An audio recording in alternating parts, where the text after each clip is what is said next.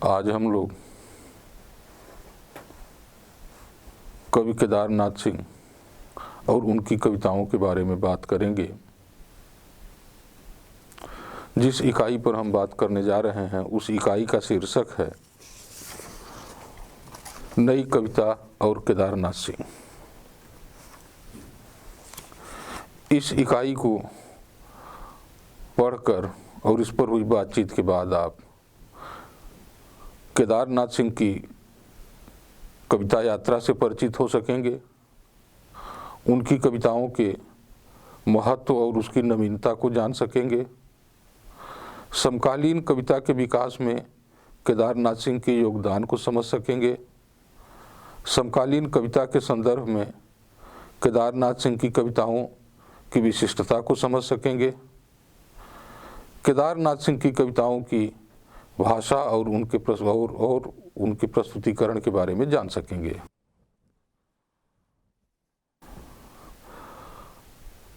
समकालीन कवियों में केदारनाथ सिंह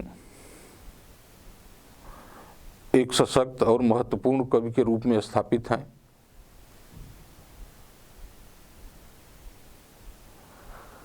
केदारनाथ जी का जन्म 1934 ईस्वी में उत्तर प्रदेश के बलिया जिले में चकिया नामक ग्राम में हुआ था। पढ़ाई लिखाई का सिलसिला बनारस के उदय प्रताप कॉलेज और बनारस हिंदू विश्वविद्यालय में पूरा हुआ। इन जगहों का जिक्र कर देना इसलिए आवश्यक है कि केदारनाथ सिंह की कविता पर बलिया और बनारस का जबरदस्त प्रभाव है। आज़ादी के बाद जिन कवियों ने काव्य सर्जना शुरू की उनमें केदारनाथ सिंह का महत्वपूर्ण स्थान है। केदारनाथ सिंह की कविता यात्रा मूलतः गीतों से शुरू हुई थी। उस समय उनका एक गीत बहुत चर्चित हुआ था, आज पिया पिछवाड़े पहरुआ ठनका दिया।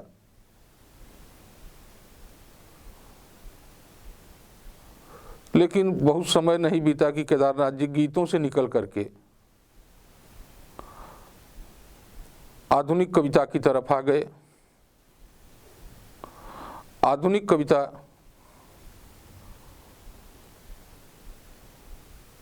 के लेखन और प्रकाशन की शुरुआत,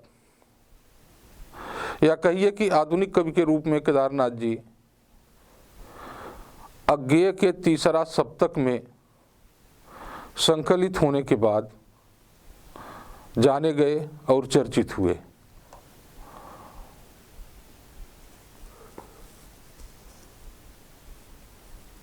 तीसरा सप्तक में केदार जी की जब कविताएं आई उसी समय ये मालूम हो गया था कि एक कवि के रूप में एक नवीन संभावना का जन्म हो रहा है। केदार जी की कविता यात्रा आज लगभग 65 साल पुरानी हो चुकी है और काव्य सर्जना के इस दौर में उन्होंने एक विराट फलक पर कविता की और अपनी काव्य यात्रा का या अपनी काव्य सर्जना का उन्हें भरपूर पुरस्कार भी मिला।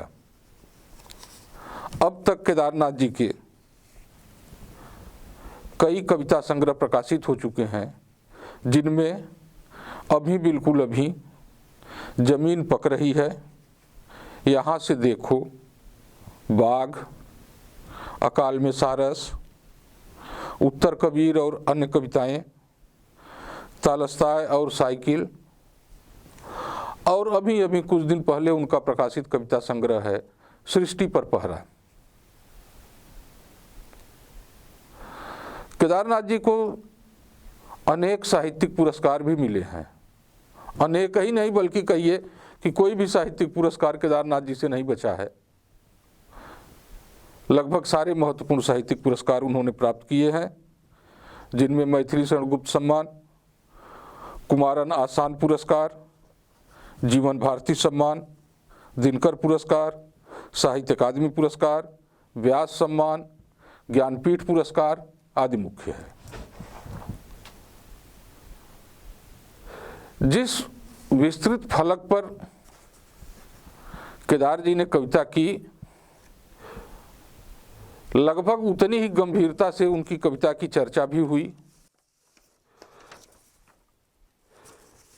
केदार जी की कविताओं में क्या है, कौन सी ऐसी चीज है जो उन्हें आज की नई कविता के महत्वपूर्ण कवि के रूप में स्थापित करती है, इन चीजों के बारे में जान लेना जरूरी है।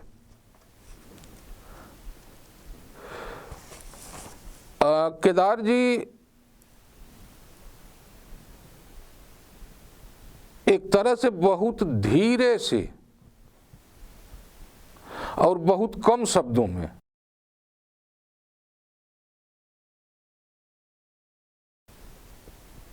कविता में कुछ कह देने के लिए मशहूर है। एक चीज पर हमें ध्यान देना चाहिए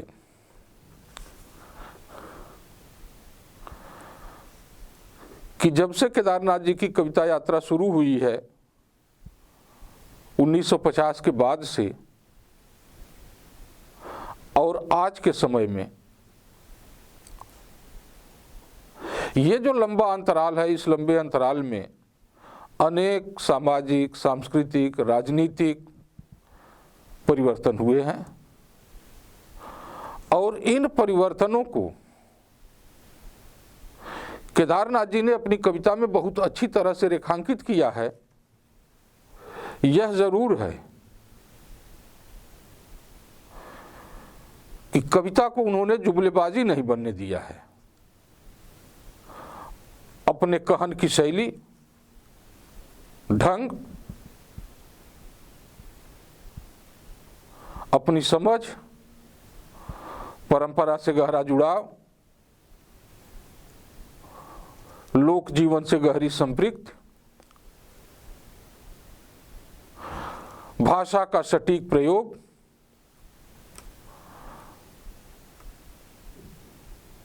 नए बिंबों की रचना,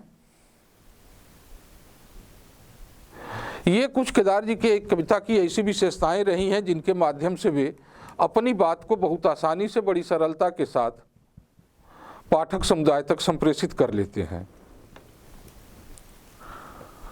एक और महत्वपूर्ण बात,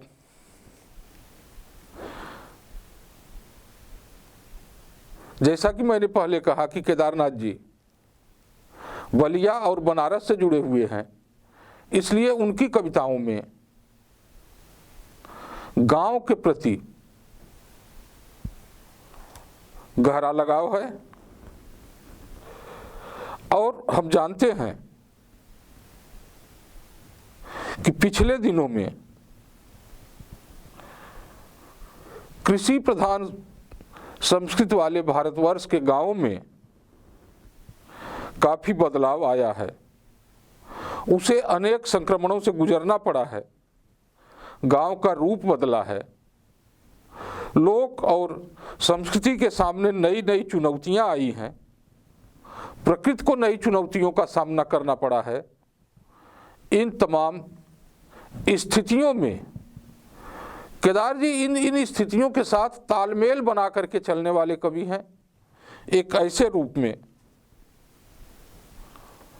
वे हमारे सामने इस तरह से कविता को रखते हैं कि हमें ये तमाम परिवर्तन अपने आप रेखांकित, हमारे सामने अपने आप रेखांकित होते चले जाते हैं।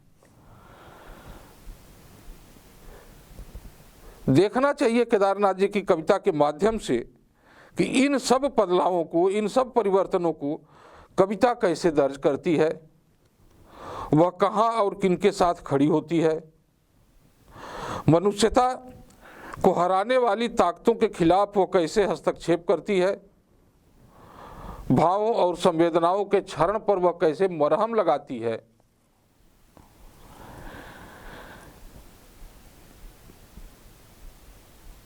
केदार जी की कविताओं में ये सारी चीजें बहुत साफ साफ दिखाई देती हैं। इनकी कविताओं का विषय जीवन के आदिम विषय हैं। इन विषयों में प्रकृति, प्यार, संबंध, पानी, विश्वास, स्पर्श, विश्वास विस्थापन, ये तमाम ऐसी चीज़ें हैं जो कि हमें दिखाई देती हैं, और इन चीज़ों के माध्यम से केदारनाथ जी मनुष्यता को एक नई दीप्ति प्रदान करते हैं। हम जानते हैं कि आज़ादी के बाद का जो समय रहा, वह समय मोहभंग, अवसाद, आत्मनिर्वासन, निरुपाय बोध, इन तमाम नामों से हम उस समय को याद करते हैं। एक तो वह समय, और दूसरा 1990 के बाद का समय, एक ऐसा समय जबकि दुनिया एक ध्रुवी होती गई, जीवन पर विज्ञान का गहरा असर पड़ता गया, साहित्य में नई नई चीज़ें, नए नए सोच, नए नए विचार उभर करके सामने आए।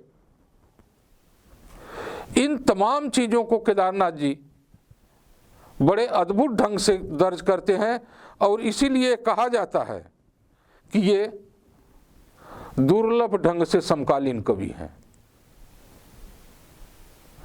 हम जब दुर्लभ ढंग से समकालीन कवि की संज्ञा उन्हें देते हैं, तो ये मान करके चलते हैं, ये देखते हुए चलते हैं कि अपने समय के परिवर्तनों को उन्होंने कविता में किस तरह से रेखांकित किया है।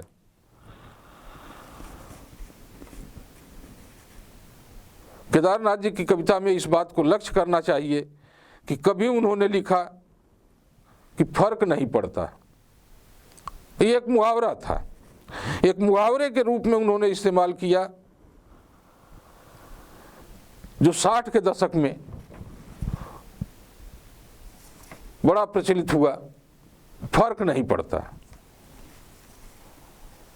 लेकिन 90 के बाद अगर आप केदार जी की कविता को देखें, तो इन कविताओं में विज्ञान के अंधेरे में अच्छी नींद नहीं आती है। इस एक पंक्ति के माध्यम से ही उनके भाव को समझा जा सकता है कि विज्ञान ने, विकास ने जहां हमें तमाम नई तरह की चीजें प्रदान की हैं, वहीं कुछ ऐसी समस्याएं भी हमारे सामने खड़ी की हैं जिनका निराकरण हम आज तक नहीं ढूंढ सके हैं। केदार जी का सरोकार इन सारी चीजों से है। एक चीज और याद रखनी चाहिए कि केदार जी का यह सरोकार केवल वर्तमान की घटनाओं से संदर्भित नहीं है, बल्कि उसका विस्तार इतिहास और भूगोल तक है। उनकी कविताएं बुद्ध, कुंभन दास, भिखारी ठाकुर, इब्राहिम मियाँ, बाघ आदि की चिंता तो करती ही हैं, उस गर्भवती चींटी की भी चिंता करती है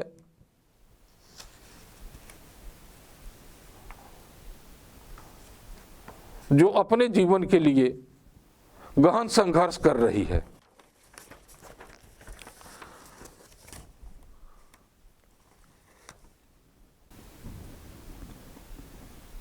केदार जी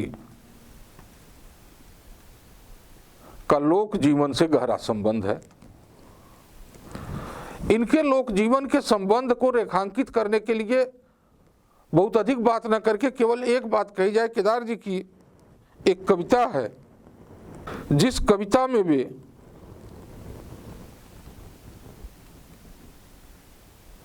उस चिड़िया की बात करते हैं जो भोजपुरी लोकगीतों में आती है, जिसकी दाल का दाना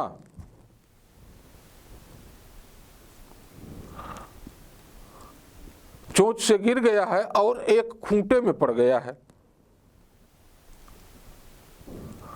वो तमाम जगहों पर उस खूंटे को चीरने के लिए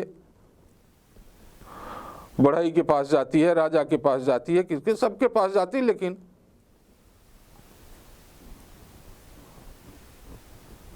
काफी कठिनाई के बाद बढ़ई जो है उसे चीरने के लिए तैयार होता है। केदार जी संदर्भ तो लेते हैं भोजपुरी के इस कहावत का, भोजपुरी की इस कहानी का, लेकिन उसे एक नया अर्थ भी दे देते हैं। नया अर्थ क्या है? अच्छा, ये जैसे जैसे नया अर्थ उसमें वे देते जाते हैं, वैसे कविता में नई चीजें आती जाती हैं। कविता में गिलहरी आ जाती है, कविता में बाघिन आ जाती है। इस कविता की कुछ पंक्तियों को आप देखिए। उसकी आरी कई बार लकड़ी की नींद और जड़ों में भटक जाती थी, कई बार एक चिड़िया के खोते से टकरा जाती थी उसकी आरी, और फिर वह चीर रहा था और दुनिया दोनों तरफ चिरे हुए पटरों की तरफ गिरती जा रही थी। आप ये देखिए कि इस कविता को स्थानीयता से शुरू करके केदार जी एक वैश्विक संदर्भ देते हैं। कविता में लोक है परंतु मोह नहीं है, और भी केवल इसमें लोक का सौंदर्य नहीं बल्कि एक आधुनिकता बोध भी है। इस आधुनिकता बोध के कारण केदारनाथ सिंह गांव के हालात और शहर से उसकी जो दूरी है उसे बड़ी बारीकी से व्यक्त करते चलते हैं। कविता देखिए, कौन हैं ये लोग जो कि मेरे सामने हैं, इनके चेहरों को देखकर मुझे अपनी घड़ी की सुई ठीक क्यों करनी पड़ती है बार बार।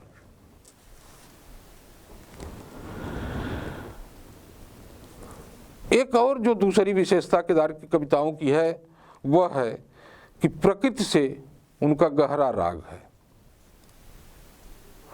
प्रकृति चित्रण कविता का आदिम विषय है। कविता जब से शुरू हुई तब से कविता में प्रकृति विद्यमान है। केदार जी के यहाँ जो प्रकृति है वह नए भाव बिंबों, नए भावबोध, नए बिंबों और नए प्रतीकों के साथ उपस्थित है। वे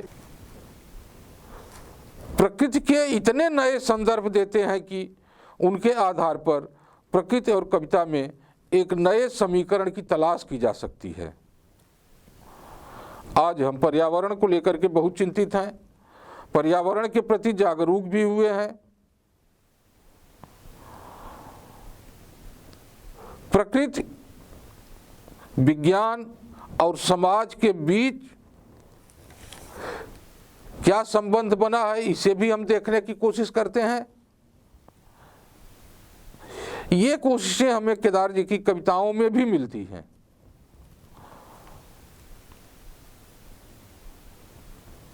ये कविताएं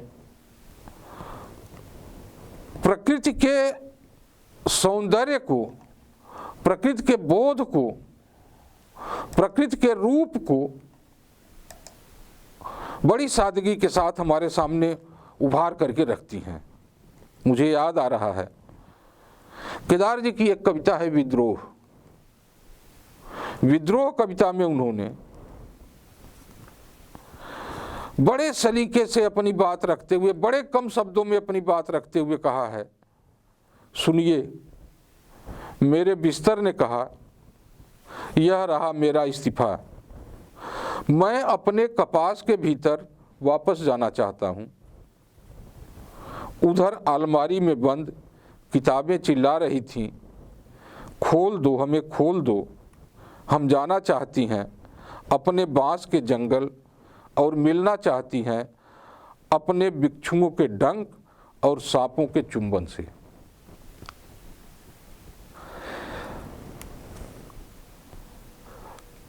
अब तक तो ये होता रहा कि मनुष्य खुद को केंद्र में रख करके प्रकृति को देखता रहा है।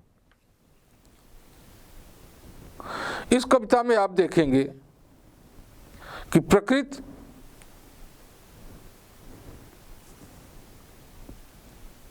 जो हाशिए पर पड़ी हुई थी उसे उठा करके किस तरह से कवि केंद्र में रख देता है।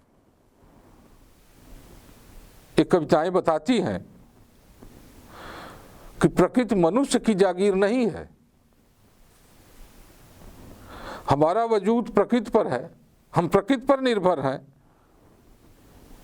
प्रकृति है तो हम हैं। हरा पत्ता कभी मत तोड़ना, और अगर तोड़ना तो ऐसे कि पेड़ को जरा भी न हो पीड़ा। और सबसे बड़ी बात मेरे बेटे कि लिख चुकने के बाद इन शब्दों को पोंछकर साफ कर देना। ये कुछ ऐसा ही है ज्यों की त्यों धर दीनी चदरिया। प्रकृति को कभी एक ऐसे दृष्टि से देख रहा है कि वह उसे बिल्कुल सुरक्षित रखना चाहता है, और सुरक्षित केवल अपने समय तक ही नहीं बल्कि उसे आगामी पीढ़ियों तक ले जाना चाहता है। इसीलिए कभी प्रकृति के विध्वंसक या विज्ञान के विध्वंसक रूप के साथ नहीं है, वह तो घास के पक्ष में खड़ा है और घास के पक्ष में ही अपना मतदान कर रहा है। पाठकों, मुझे क्षमा करना कि जिक्र अणुबम का और मैं एक तितली के पक्ष में बकवास कर रहा हूं, जहां अमूमन लोगों की नजर नहीं जाती।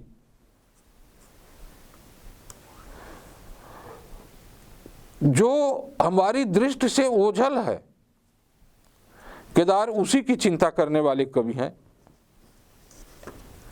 इसीलिए वे कविता को मानवता की मातृभाषा के रूप में देखते हैं। इतने बड़े शहर में अब इतनी भी जगह नहीं कि एक गर्भवती चींटी कहीं रख दे अपना अंडा। उस चींटी की चिंता है केदार जी को,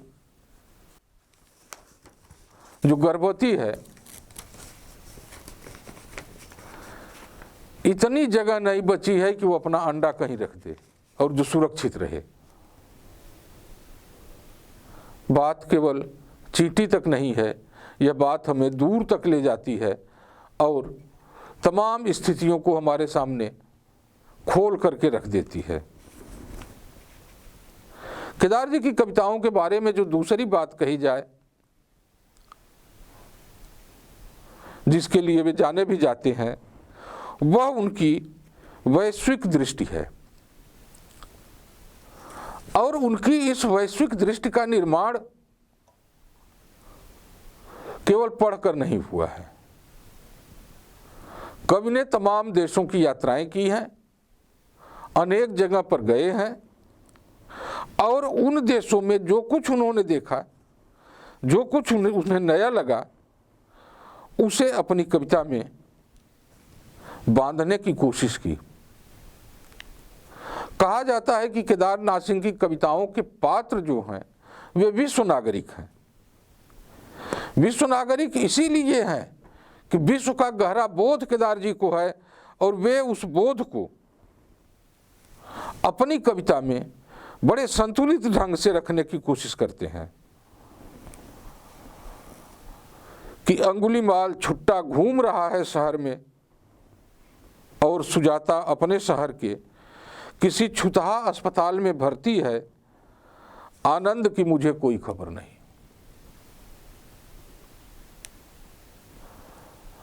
अपने अतीत की चीजों को उठा करके, अतीत के पात्रों के माध्यम से केदार जी अपने समय को रेखांकित करते हैं।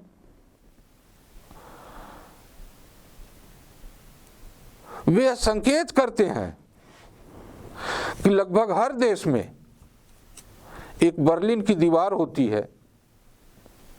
हो सकता है कि वह बर्लिन की दीवार हमें न दिखाई दे, लेकिन कवि को साफ साफ दिखाई दे रही है बर्लिन की टूटी दीवार भी, और देखता हूं कि उसके चारों ओर लगा रही है चक्कर एक पागल स्त्री न जाने कब से। विश्व चिंता को केंद्र में रख करके, विश्व की तमाम स्थितियों को केंद्र में रख करके केदार जी अपनी कविता में बड़ी आसानी से कुछ इस तरह से कह जाते हैं कि हमें नहीं लगता कि हम किसी ऐसी चीज पर विचार करते जा रहे हो जो हमारी पकड़ के बाहर हो। वे चीजों को, स्थितियों को अपनी कविता के माध्यम से हमारे पकड़ के जद में ले आते हैं। ये उनकी बहुत बड़ी विशेषता है। केदार जी बिंबों के कवि कहे जाते हैं। जब केदार जी को हम बिंबों का कवि कहते हैं तो हमारा आशय इससे कतई नहीं होता कि उन्होंने बिंब विधान पर पुस्तक लिखी है। बिंब विधान पर पुस्तक लिखना या शोध कार्य करना एक बात है, लेकिन केदार जी की कविताओं में बिंब जिस टटकेपन से आए हुए हैं वह बिल्कुल दूसरी अलग बात है। उनकी कविताओं में बिंब सिर्फ एक दृश्य या चित्र नहीं रह जाते, बल्कि वह कथ्य में कुछ इस तरह से घुल मिल जाते हैं कि अलग से बिंब नजर ही नहीं आते। बिंबों का इस्तेमाल करते हुए भी उन्हें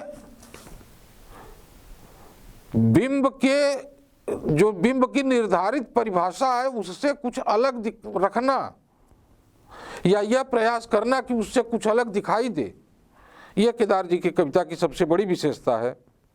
एक उदाहरण देकर के मैं अपनी बात रखना चाहूंगा। कितना भव्य था एक सूखते हुए वृक्ष की फुनगी पर महज 3-4 पत्तों का हिलना। उस विकट सुखाड़ में सृष्टि पर पहरा दे रहे थे 3-4 पत्ते। ध्यान दें, यहां बिंब केवल पेड़ या पत्ते तक सीमित नहीं है, बल्कि मस्तिष्क में पूरी दुनिया का वह संघर्ष हमारे सामने खड़ा हो जाता है, जिसमें एक ओर सुखाड़ निर्मित करने वाली ताकतें हैं और दूसरी ओर हरापन और उसके साथ खड़ी जिजीविषा है। केदार जी, जैसा मैंने पहले भी कहा है कि अति कथन के घोर विरोधी हैं। उनकी कविताओं में हमें केवल उतना ही मिलेगा जितना जरूरी है।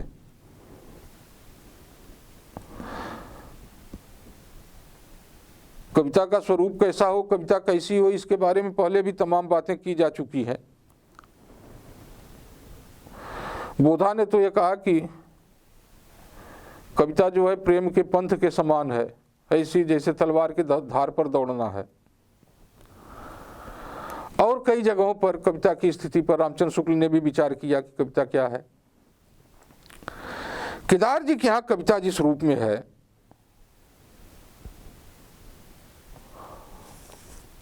या जिस रूप में उन्होंने कविता की है, उसमें किसी तरह का लाउडनेस, बड़बोलापन नहीं है। एक तरह से कहा जाता है कि उनकी कविता अति कथन और मित कथन के बीच की कविता है। अपनी बात को कम से कम शब्दों में रख देना, यह केदार जी की बड़ी विशेषता है।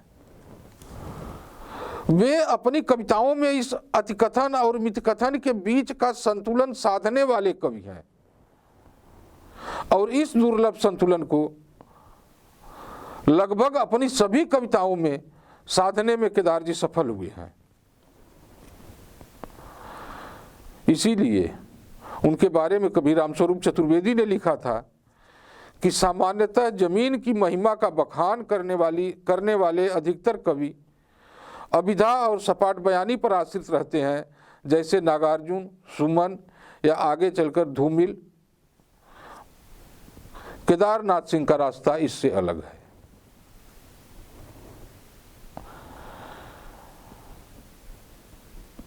कहीं सपाट बयानी नहीं है। एक कविता के माध्यम से भी इस बात को समझें। उनकी एक कविता है घोंसलों का इतिहास।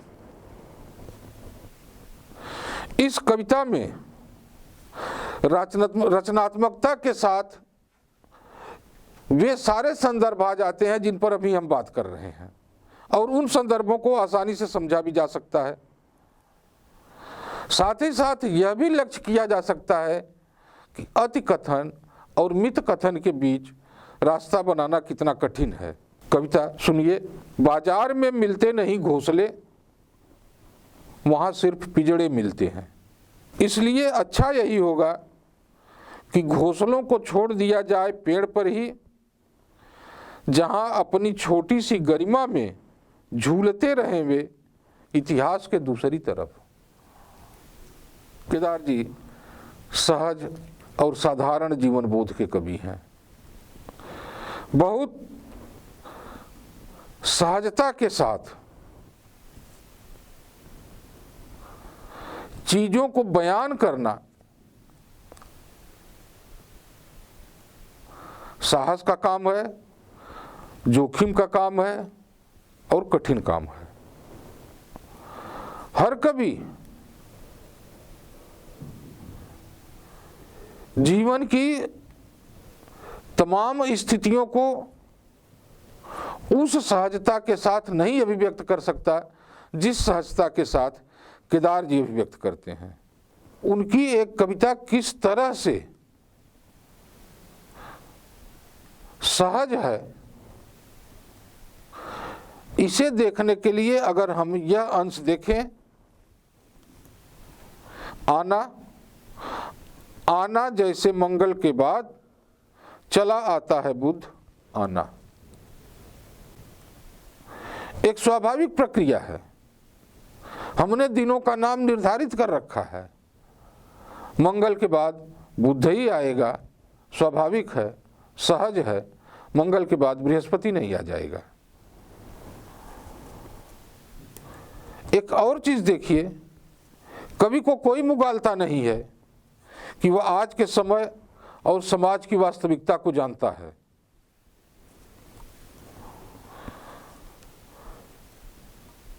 कवि का यह जो मुगालता नहीं है, यही उसका सहजपन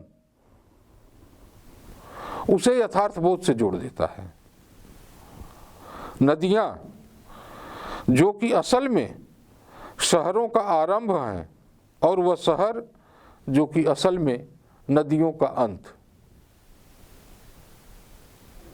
एक बड़ी बात को बड़े सहज ढंग से कह दिया गया है।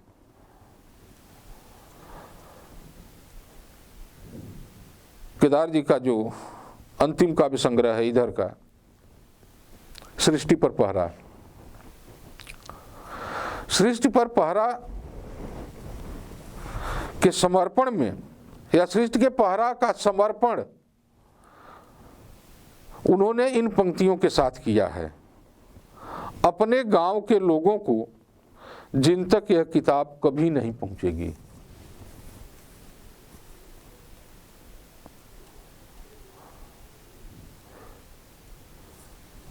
आम आदमी तक पहुंचना, यह केदार जी को हमेशा सालता रहा है। उन्हें लगता है कि वे आम आदमी तक नहीं पहुंच पा रहे हैं।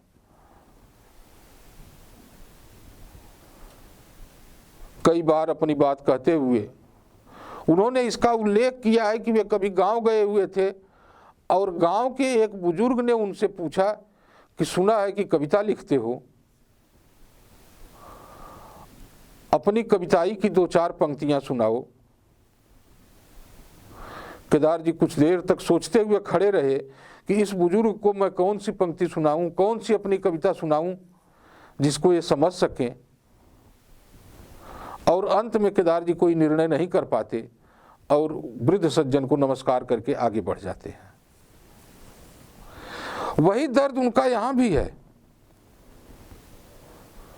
और बड़े आश्वस्त भी है कि ये किताब जिसे गांव तक पहुंचना चाहिए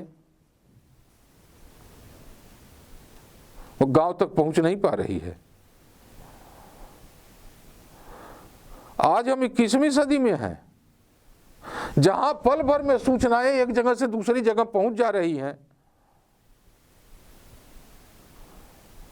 लेकिन इन सूचनाओं को किस रूप में और कैसे पहुंचाया जाए, मानवता की रक्षा कैसे की जाए, प्रकृति की रक्षा कैसे की जाए, मूल्यों की रक्षा कैसे की जाए, जीवन को क्षरण से कैसे रोका जाए, ये इतना आसान नहीं है। कवि को जीवन की तमाम विसंगतियों का पूरा बोध है और वह इन विसंगतियों से उबरना चाहता है, निकलना चाहता है। बार बार छटपटाहट है, तड़फड़ाहट है। और इसीलिए हम देखते हैं कि केदार जी अपनी कविताओं में तमाम जगहों पर हमें आत्मालाप करते हुए दिखाई देते हैं। आत्मालाप और जन संवाद, यह भी उनकी कविता की एक बड़ी विशेषता है। और यह आत्मालाप कई लोगों से करते हैं। कभी वे नूर मियां से करते हुए दिखाई दे जाते हैं, कभी बचपन के किसी और दोस्त के साथ दिखाई दे जाते हैं,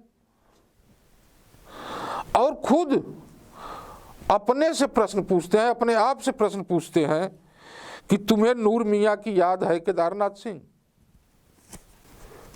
हमें सोचना चाहिए कि केदारनाथ सिंह को क्यों नूर मियां ही याद आते हैं। या एक दूसरी पंक्ति में जहां वे कहते हैं, कैसे हो मेरे भाई जगन्नाथ।